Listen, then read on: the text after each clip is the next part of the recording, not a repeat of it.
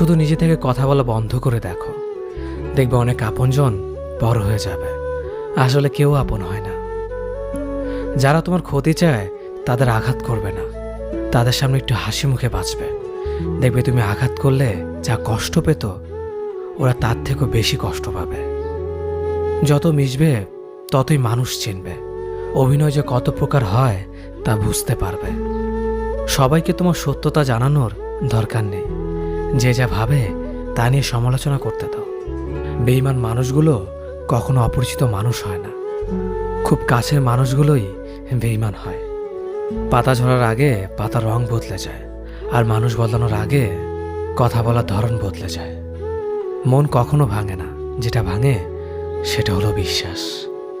কেউ যদি তোমার সাথে কথা বলা বন্ধ করে দেয়, তাহলে বুঝে নিও তোমার পিছনে তারা তোমার নিন্দা করা শুরু করে দিয়েছে।